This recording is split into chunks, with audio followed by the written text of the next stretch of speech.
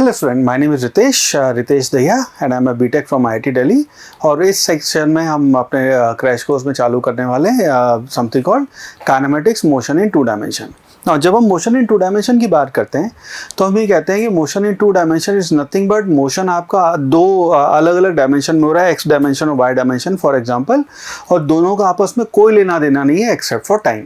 तो ये आपका एक्स डायमेंशन में मोशन है, वाई डायमेंशन में मोशन है, सिर्फ और सिर्फ उनका टाइम कॉमन है, अदरवाइज दोनों में और कोई चीज़ कॉमन नहीं है। ठीक है, यहाँ पे कुछ डेफिनेशन है, क्विकली उनकी बात कर लेते हैं। तो सबसे पहले हम बात करते हैं पोजीशन, वेलोसिटी और एक्सेलरेशन 2 डायमेंशन मोशन में क्या होगा। ना 1 डायमेंशन मोशन में हमने एक्स डायमेंशन और वाई डायमेंशन को अलग अलग पढ़ा था, यहाँ पे हम इन दोनों को कंबाइन कर देंगे। तो पोजीशन के लिए हम ये कहते हैं, लेट से आपका आर वेक्टर जो है उसको आप कह रहे हैं x i cap plus Y j cap. ना आपका जो मोशन है इस बार वो लेट से ऐसे करके एक्स डायमेंशन वाई डायमेंशन दोनों में आपका कोई एक सर्टेन मोशन हो रहा है, तो आप उसकी पोजीशन एक्स और वाई ये दोनों टाइम के फंक्शन हो सकते हैं, तो आप इनको एक्स और वाई पोजीशन ऐसे लिखते हैं। ना वेलोसिटी v है उसको आप लिखेंगे this will be equal to d r by d t. So ये आपका डिफ्रेंशिएट करके वेलोसिटी आ जाएगी। So this will be equal to d x by d t i cap plus d y by d t j cap, और इसी v को आप फिर लिख सकते हैं this will be equal to v x i cap और v y j cap. ये आपकी वेलोसिटी हो जाएगी किसी भी पार्टिकल की।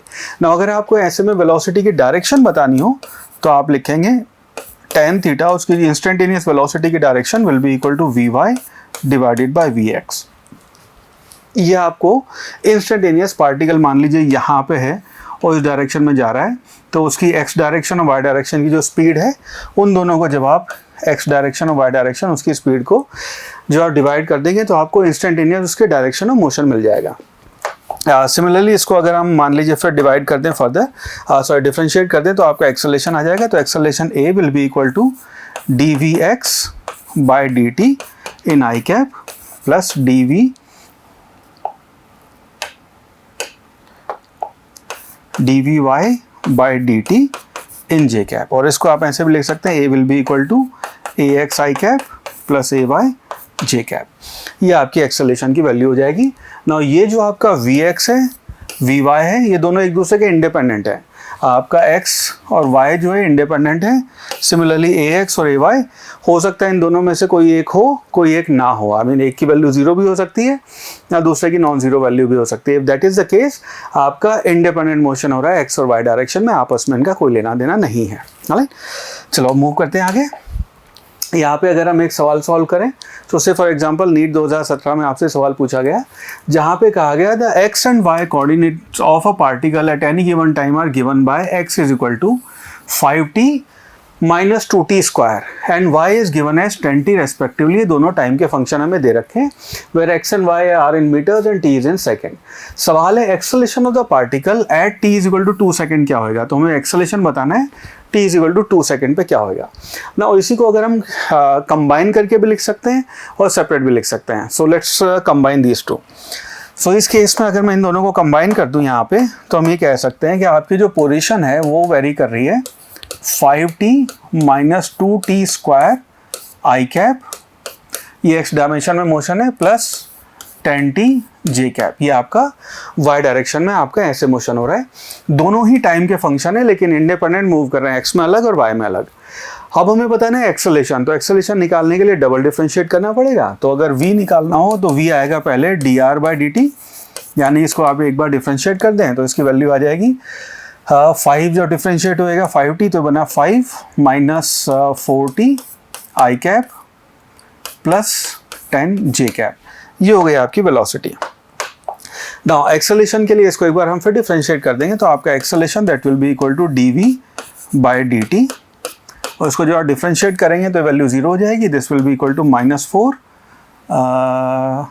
-4 आई कैप प्लस ये भी 0 हो जाएगा, यानी कि आपका एक्सेलरेशन हो गया -4।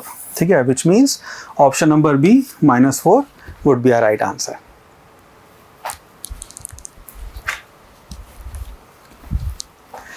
चलो अगला सवाल सॉल्व करते हैं। क्वेश्चन आपका 2019 के नीट के एग्जाम का सवाल है।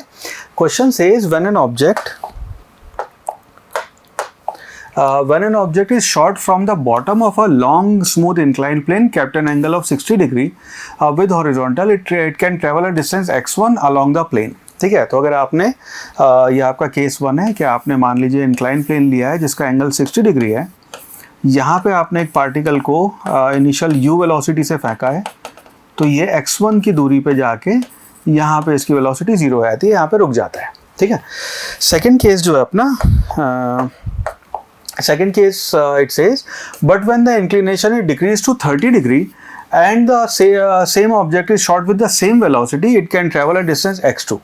हमें बताना है x1 और x2 का रेशियो क्या होगा. तो सेकंड सिनेरियो में आपने इंक्लाइन प्लेन लिया जिसका एंगल है 30 डिग्री, फ्रिक्शनलेस है दोनों सरफेसेस, और यहाँ पे आपने सेम ऑब्जेक्ट को सेम वेलोसिटी से आगे शूट किया है.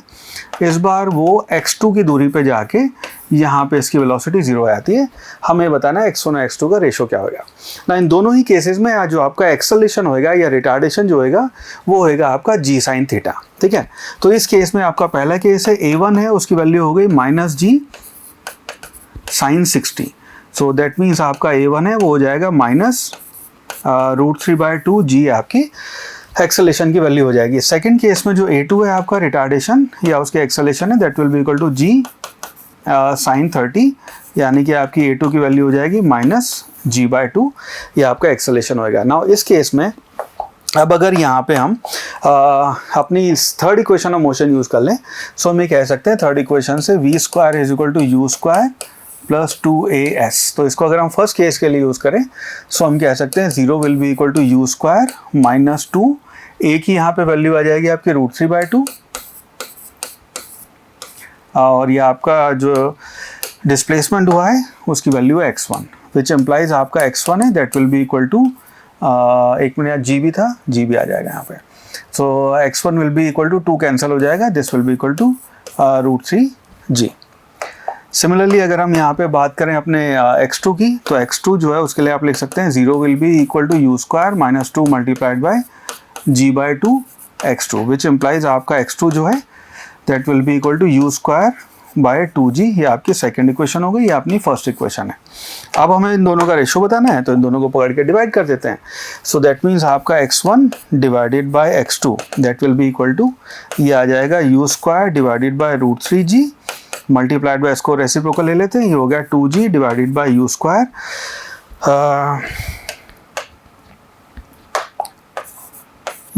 तो इसमें u² कैंसिल हो जाएगा, g कैंसिल हो जाएगा, और एक मिनट इसका भी तो ये 2 कैंसिल हो गया था ना हमारा बैड, ये 2 नहीं आएगा बेटा. ठीक है, तो ये 2 नहीं आएगा, ये 2 भी कैंसिल हो गया यहाँ पे. सो आपका u² कैंसिल हो जाएगा, g कैंसिल हो जाएगा, तो आपका डिजायर्ड रेशियो हो गया 1/√3. हेंस आपका ऑप्शन जो है इसमें option number 4 1/√3 that will be our final answer.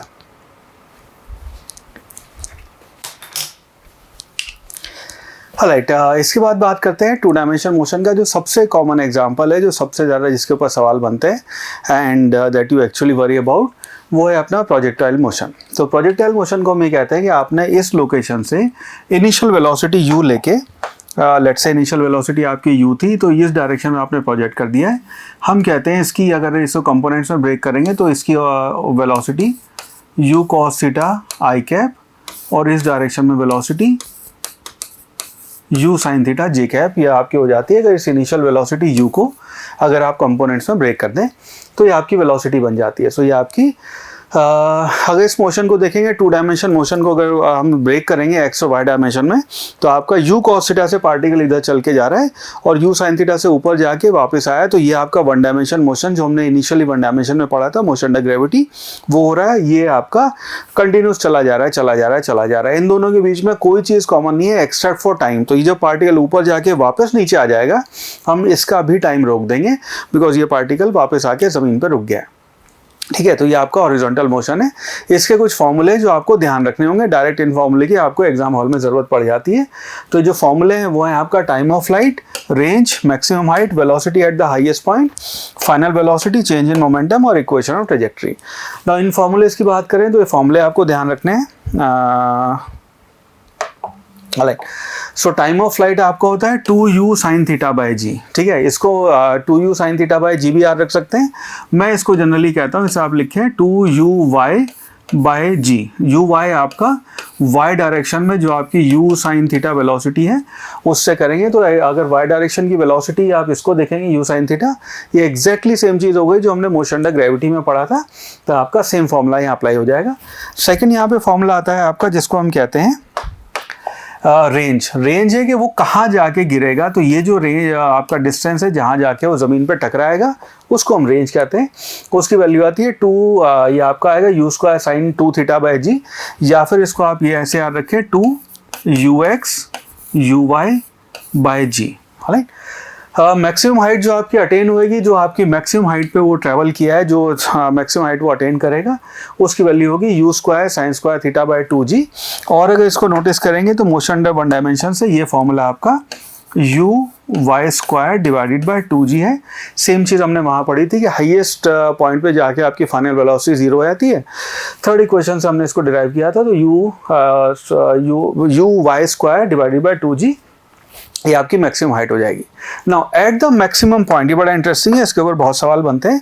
Velocity at the highest point, तो जब वो हाईएस्ट पॉइंट पे पहुंचेगा तो आपकी ये वाली वेलोसिटी तो जीरो हो गई हाईएस्ट पॉइंट पे। तो जो initial velocity you sine theta आपने दी थी, हाईएस्ट पॉइंट पे जाके बिकॉज आपका एक्सेलरेशन अपोजिट डायरेक्शन में, वो वेलोसिटी जीरो हो गई। लेकिन ये पार्टिकल अभी भी यू कॉस थीटा की वेलोसिटी से आगे जा रहा है। ठीक है। तो एक्स डायरेक्शन की वेलोसिटी पूरे रास्ते आपकी सेम रहती है, उसमें कोई चेंज नहीं आएगा। तो हाईएस्ट पॉइंट पे आपकी वेलोसिटी u cos थीटा हो जाएगी। Final velocity just before hitting the ground, तो ये पार्टिकल है, ये आपका जब ऐसे जाके यहाँ पे हिट करता है ग्राउंड पे, तो अगर इस पार्टिकल को देखेंगे तो आपने इसको थीटा एंगल पे u वेलोसिटी से ऐसे फेंका था। तो ये पार्टिकल आके जब ये हिट करेगा तो इसका ये जो एंगल है ये फिर एंगल थीटा होता है, और ये इसकी वेलोसिटी, स्पीड देखेंगे तो मैग्नीट्यूड्स का u ही आएगा। लेकिन इसकी वेलोसिटी के अगर आप कंपोनेंट लिखेंगे तो ये तो आएगा u cos theta i cap, और ये जो कंपोनेंट है ये आएगा u sin थीटा माइनस में j कैप, बिकॉज इसकी डायरेक्शन आपकी अपोजिट हो गई। तो आपकी जो फाइनल वेलोसिटी ये बन जाएगी, वेक्टर फॉर्म में इसको आप लिख सकते हैं u cos theta i cap minus u sine theta j cap, ये आपकी फाइनल वेलोसिटी हो गई।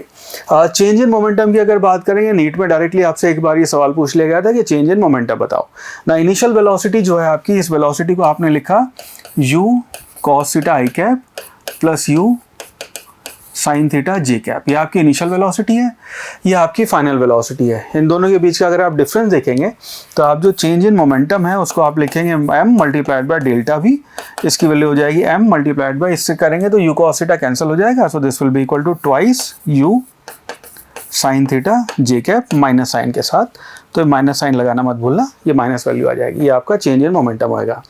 इक्वेशन ऑफ ट्रेजेक्ट्री है, तो अगर किसी भी पॉइंट पे, इक्वेशन ऑफ ट्रेजेक्ट्री को हम ये कहते हैं कि अगर किसी भी पॉइंट पे x, y पे अगर आप इसकी इक्वेशन ऑफ ट्रेजेक्ट्री देखेंगे तो आपकी पैराबोलिक इक्वेशन बनती है। इक्वेशन ऑफ ट्रेजेक्ट्री पे अगर आप देखोगे तो हर x और y के लिए ये आपकी इक्वेशन ऑफ ट्रेजेक्ट्री सेटिस्फाई करेगी। इसका अपना डेरिवेशन होता है। अब इस क्रैश कोर्स के लिए मैं उस डेरिवेशन को स्किप कर रहा हूँ। तो आप इस इक्वेशन को लिखते हैं y is equal to x tan theta 1 minus x by r। ठीक है, where r is your final range. ये जो आपकी रेंज है, आप इसको रेंज को कैलकुलेट करके यहाँ पे डायरेक्ट लग सकते हैं। इस पे आपके डायरेक्ट सवाल बनते हैं। ठीक है, तो ध्यान रखना, ये सारे फॉर्मूले आपके लिए बड़े इंपॉर्टेंट है। चलो नेक्स्ट टाइप ऑफ मोशन जो है यहाँ पे हम बात करते हैं, which is called horizontal projectile motion. ना हॉरिजॉन्टल प्रोजेक्टाइल मोशन में क्या करते हैं हम कि आपने एक बिल्डिंग ली, उस बिल्डिंग के ऊपर आप चढ़े और वहाँ से आप लोगों के ऊपर पत्थर फेंक रहे हैं। ठीक है, सो आपने यहाँ से फुटबॉल को किक किया, पत्थर फेंका और वो ऐसे आपके पैराबोलिक पाथ पे आएगा। या फिर आपने एक हवाई जहाज़ से जो कि u वेलोसिटी से चल रहा था, इसको भी आपने u वेलोसिटी दी है, वहाँ से एक फूड पैकेट ड्रॉप किया है। ठीक है, एक्चुअली तो बॉम्ब ड्रॉप करते हैं बट इसको हम पढ़ाते पढ़ते हैं फूड पैकेट करके हैं। तो ये आपकी h हाइट पे आपने इस फूड पैकेट को यहाँ से ड्रॉप किया है। उसके ऊपर आपके यहाँ पे छोटे छोटे फॉर्मूले जो आपको ध्यान रखने, काफ़ी सवाल बनते हैं इसके ऊपर, तो ध्यान रखना। ठीक है, तो सबसे पहला है टाइम ऑफ फ्लाइट। ऊपर से नीचे जो आपका पार्टिकल आएगा इस पर नोटिस करना आपका, क्योंकि वाई डायरेक्शन में एक्सेलरेशन है लेकिन इनिशियल वेलोसिटी आपकी जीरो है, तो टाइम ऑफ फ्लाइट √2h/g आ जाता है।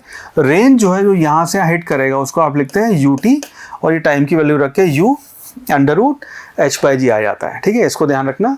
और किसी भी टाइम पे अगर आपकी इसकी वेलोसिटी आप बताना चाहें कि किसी भी पॉइंट पे यहाँ पे अगर आपका पार्टिकल है इस जगह पे आपका पार्टिकल है तो उसकी v वेलोसिटी क्या होगी। नाउ इसका u कंपोनेंट जो है इनिशियल वेलोसिटी वो तो कंपोनेंट सेम रहेगा, ठीक है, उसमें कोई चेंज नहीं आएगा। तो ये जो कंपोनेंट है ये तो वो का वही रहेगा और ये आपकी इस वक्त v वेलोसिटी है। जो इसमें चेंज आएगा वो इस वाली डायरेक्शन में चेंज आएगा। तो किसी भी टाइम पे आप v वेलोसिटी इसकी जब लिखेंगे तो u डायरेक्शन में सॉरी x डायरेक्शन में तो उसकी वेलोसिटी u i कैप ही होगी और प्लस यहाँ पे इसमें लिखेंगे माइनस gt j कैप। ये आपकी वेलोसिटी हो गई, माइनस gt करके आपकी y डायरेक्शन में वेलोसिटी हो गई। और अगर कोई यहाँ पे पूछे कि 2 सेकंड बाद आपका या किसी एक सर्टेन टाइम बाद उसका एंगल क्या होएगा, तो हॉरिजॉन्टल से जब हम यहाँ पे एंगल लेंगे this will be equal to vy divided by vx, यानी इसकी वैल्यू आएगी minus gt divided by u। ये आपका एंगल होएगा किसी भी टाइम पे हॉरिजॉन्टल से एंगल, ये वाली वैल्यू आएगी आपकी, ठीक है, tan थीटा की वैल्यू आएगी। सो छोटी छोटी वैल्यूज हैं, इसको ध्यान रखना। अब इसके ऊपर सवाल सॉल्व करना शुरू करते हैं।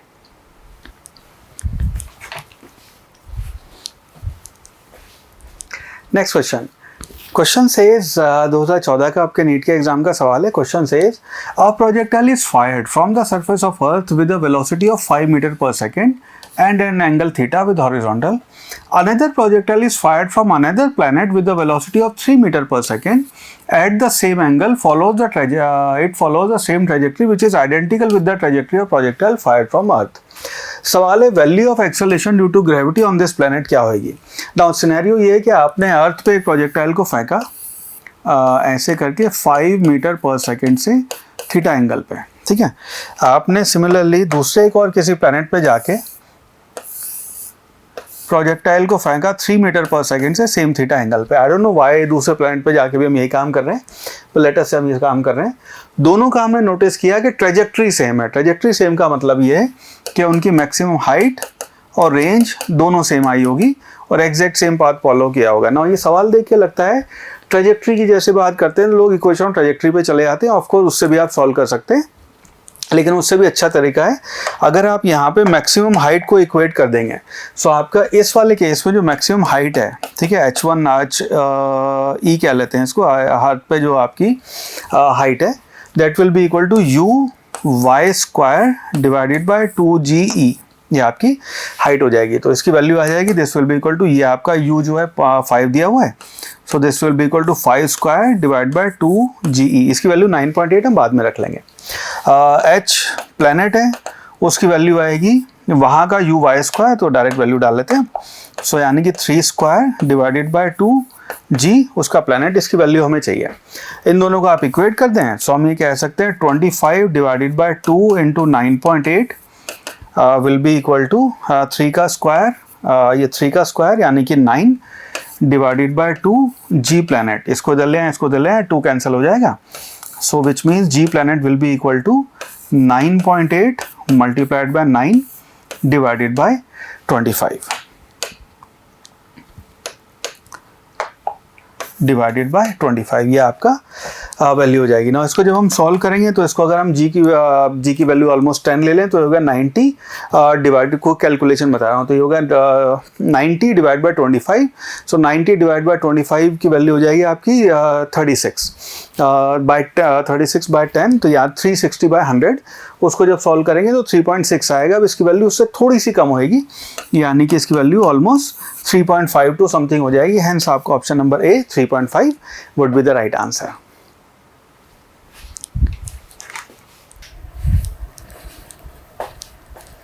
नेक्स्ट क्वेश्चन सेज 2013 का सवाल है। Question says the velocity of a projectile at initial point A is 2i cap plus 3j cap. तो यहाँ से जब आपने उस पार्टिकल को प्रोजेक्ट किया है उसकी velocity 2i cap plus 3j cap है।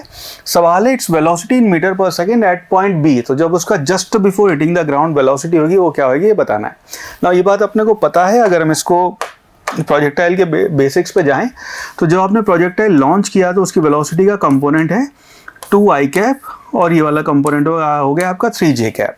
Now just before hitting the ground ये कंपोनेंट तो आपका 2i कैप ही रहेगा और ये वाला कंपोनेंट जो है ये माइनस 3j कैप हो जाएगा।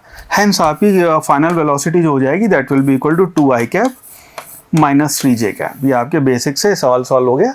सो बेस्ड ऑन दिस हम कह सकते हैं कि आपका option number A 2i cap minus 3j cap it will be the right answer.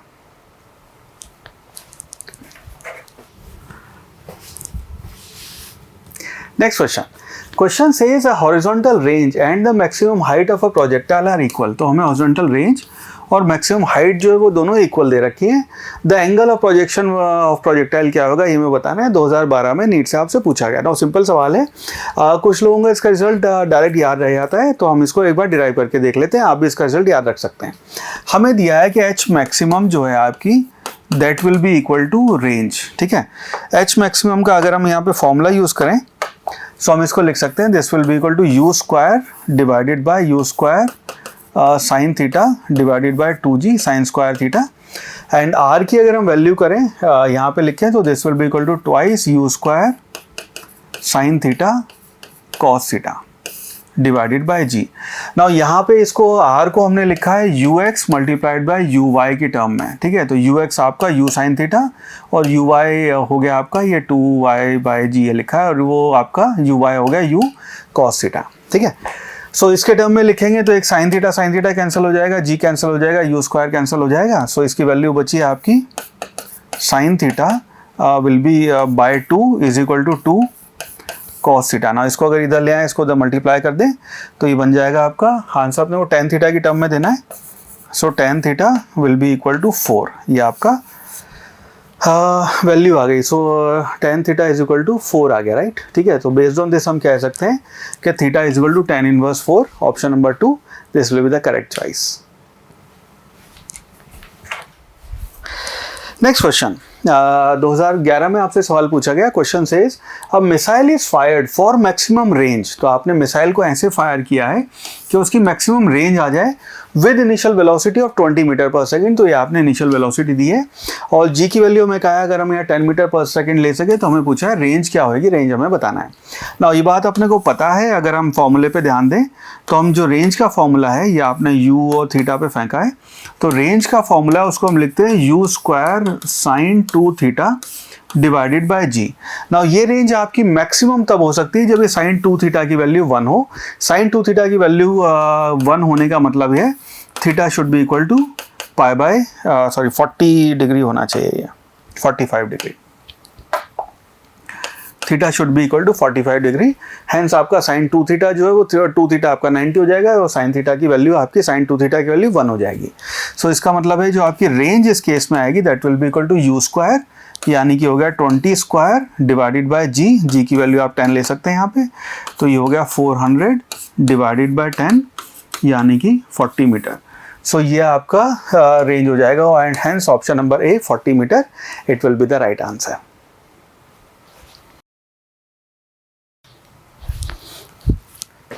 Next question says a projectile is fired at an angle of 45 degree with horizontal. सवाल है elevation angle of the projectile at its highest point as seen from the point of projection is, और 2011 में आपसे सवाल किया गया। ना ये सवाल जो है इसको पहले 45 के लिए ना सॉल्व करिए, इसको इन जनरल थीटा के लिए सॉल्व करते हैं, बाद में वैल्यू 45 डाल देंगे। मैं चाहता हूँ आप इसका रिजल्ट ध्यान रखें, ठीक है। सो सिनेरियो ये है कि ये आपने प्रोजेक्टाइल को ऐसे लॉन्च किया है और ये प्रोजेक्टाइल जब अपने हाईएस्ट पॉइंट पे पहुंच के इस डायरेक्शन में जा रहा है और ये इनिशियली तो आपने यू वेलोसिटी से थीटा एंगल पे इसको लॉन्च किया है। जब ये हाईएस्ट पॉइंट पे पहुंचा है तो हमें बताना है इस वक्त पहुंच के ये angle, let's call this angle phi, ये एंगल फाई कितना होगा। नाउ इस फाई को अगर आप नोटिस करेंगे इस ट्राइंगल को, तो ये आपका एच है, ये वाला आपका r/2 है। तो हम यहाँ पे लिख सकते हैं tan phi is equal to h divided by r/2, ये वैल्यू हो जाएगी। और 2 को अगर ऊपर ले जाएं तो ये हो जाएगा 2h डिवाइडेड बाय r, ये वैल्यू हो जाएगी। नाउ h और r के स्टैंडर्ड फॉर्मूले अपने को पता है, उसको यहाँ इंसर्ट कर देते हैं, विच मीन्स tan फाई जो उसकी वैल्यू हो जाएगी twice multiplied by h। h को आप लिख सकते हैं that will be equal to u square sine square theta divided by 2g multiplied by r जो है उसको डिवाइड करना है, तो r को आप लिख सकते हैं twice u square sine theta cos theta multiplied by g. Now यहाँ से एक टू कैंसिल हो जाएगा, यू स्क्वायर कैंसिल हो जाएगा, एक थीटा कैंसिल हो जाएगा, यानी कि आपका tan फाई जो है उसकी वैल्यू आ गई this will be equal to, जो जी बी का आपका कैंसिल हो जाएगा। सो जो वैल्यू बची ये बचा आपका ऊपर sign theta divided by cos theta और ये 1/2, यानी कि जो आपका स्टैंडर्ड रिजल्ट है, इस रिजल्ट को आपने ध्यान रखना है। स्टैंडर्ड रिजल्ट आ गया हाईएस्ट पॉइंट पे पहुंच के tan phi is equal to half tan theta, where theta is the original angle। अब यहाँ पे अपने को इस सवाल में ओरिजिनल एंगल 45 दिया हुआ है, तो ये थ्योरम है, इसको ध्यान रखना, ठीक है। उसका डेरिवेशन भी करके देख लिया हमने ना। यहाँ पे 45 का एंगल दिया हुआ है, यानी कि tan 45 1 हो जाएगा, यानी कि हम कह सकते हैं कि आपका tan phi that will be equal to 1/2, यानी कि phi is equal to tan inverse 1/2 हो जाएगा। Hence option number C would be a right answer. I hope ये सोल्यूशन आपको समझ में आया। नेक्स्ट क्वेश्चन 2010 का सवाल है। Question says speed of a projectile at its maximum height is half of its initial speed. हमें बताना है एंगल ऑफ प्रोजेक्शन क्या होगा। नाउ आपने प्रोजेक्टाइल को ऐसे लॉन्च किया है कि ये आपका प्रोजेक्टाइल गया हाईएस्ट पॉइंट पे, बात अपने को पता है इसकी वैल्यू होती है स्पीड की u cos थीटा। यहाँ पे आपने इनिशियल स्पीड u दी हुई थी, ये थीटा एंगल था आपका। अपने को दिया हुआ है u cos theta divided by u is equal to 1/2, which implies cos theta is equal to 1/2, which implies theta will be equal to 60 degree. Hence, option number A, 60 degree, that will be a right answer.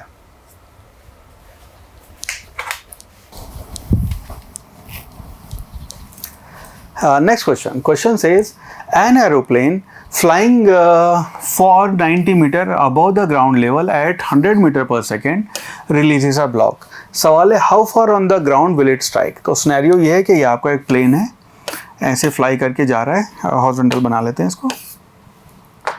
सो ये plane आपका ऐसे fly करके जा रहा है और यहाँ पे आपकी हाइट जो है वो 490 मीटर है और इसकी इनिशियल वेलोसिटी जो है वो 100 मीटर पर सेकेंड है और यहाँ से उसने पार्टिकल को रिलीज़ किया है। सवाल ये है कि वो कितनी दूर जाके गिरेगा। नाउ इस केस में आप डायरेक्टली फॉर्मूला यूज़ कर सकते हैं कि r जो है इसकी range that will be equal to u √2h/g। से हम वैल्यू रख देंगे तो u जो है वो अपने को यहाँ पे 100 दी हुई है, सो दिस विल बी 100। ये आ जाएगा 2 मल्टीप्लाइड बाय h आपकी है 490 डिवाइडेड बाय 9.8, जी की वैल्यू है यहाँ पे 9.8 ले लेंगे। एग्जाम हॉल में ध्यान रखना है कि अगर आपको हाइट जो है वो 1960 या 19.6 दिया हुआ है या फिर 9.8 या 4.9 इसके मल्टीपल में दिया हुआ है तो जी की वैल्यू आप 9.8 लें, उससे कैंसिल हो जाता है वो, ठीक है। तो इसको अगर आप सॉल्व करोगे आगे फर्दर, सो इसकी वैल्यू हो जाएगी, हो गया 100 multiplied by 2 multiplied by 490, so this will be equal to 980 divide by 9.8 और इसकी वैल्यू हो जाएगी 100 मल्टीप्लाइड बाय 10, यानी कि हो गया आपका 1000 मीटर और 1 kilometre. That means option number B 1 kilometre, that will be the right choice.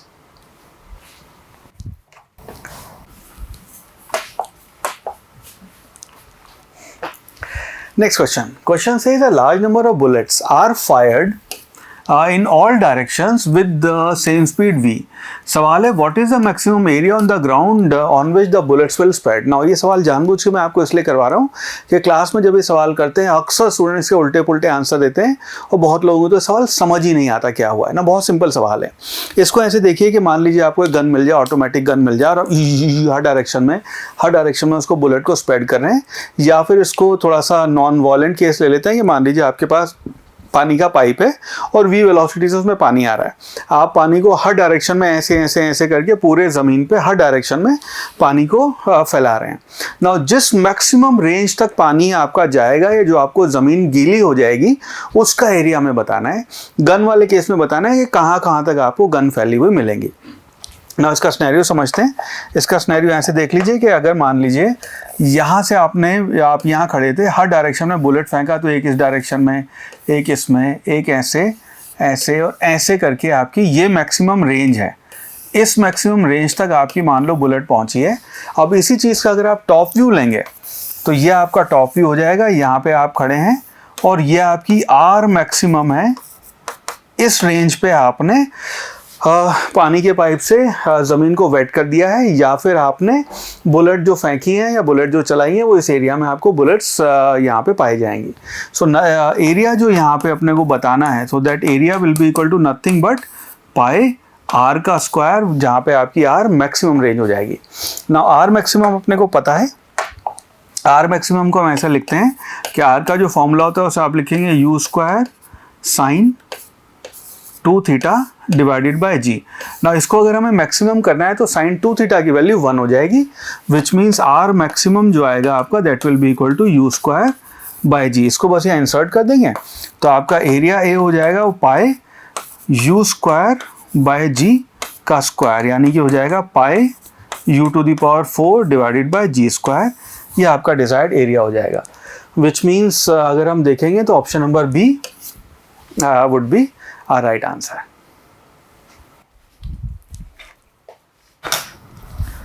Next question. Question says a ball is projected with kinetic energy E at an angle of 45 degree to the horizontal. At the highest point हमें बताना है कि at the highest point during its flight its kinetic energy will be, और 4 option अपने को दे रखे हैं ना। इसको पहले हम सॉल्व करते हुए पहले एक जनरल थीटा के लिए करते हैं, 45 डिग्री बाद में डाल लेंगे जिससे आपको फॉर्मूला भी समझ में आ जाए कहाँ से आया। सो ये मान लीजिए आपका प्रोजेक्टाइल है जिसको आपने इनिशियल वेलोसिटी u से फेंका है, एंगल थीटा है और ये आपका हाईएस्ट पॉइंट है। नाउ इसकी अगर इनिशियल काइनेटिक एनर्जी की बात करेंगे so that will be equal to half m u square, ये आपकी इनिशियल काइनेटिक एनर्जी होगी E1। हाईएस्ट पॉइंट पे जब पहुंचा है तो आपकी सिर्फ और सिर्फ इस डायरेक्शन में u cos थीटा ये आपकी स्पीड होती है, तो आपकी फाइनल वेलोसिटी अगर आप तो हाईएस्ट पॉइंट की बात कर रहे हैं तो वहाँ पे E2 हो जाएगी half m u cos theta square. तो इसका अगर हम दोनों का रेशो ले लेंगे तो हम ये कह सकते हैं कि E2 will be equal to m u square, तो यहाँ से आ जाएगा, so this will be equal to E1 multiplied by cos square theta. ये आपकी हाईएस्ट पॉइंट पे काइनेटिक एनर्जी हो जाएगी। ना इस केस में हमें 45 डिग्री थीटा दिया हुआ है, सो 45 की वैल्यू ध्यान देंगे। ये फॉर्मूला आप ध्यान रखना, इंपॉर्टेंट फॉर्मूला, कई बार डायरेक्ट इस पे सवाल आप सॉल्व कर पाएंगे। सो यहाँ पे बस कॉस थीटा जो है थीटा की वैल्यू 45 रख देंगे, so this will be equal to E2 will be equal to E1 multiplied by 1/√2 का square, which implies E2 will be equal to E1 divide by 2। So, which means option number 2, E/2 would be the right answer.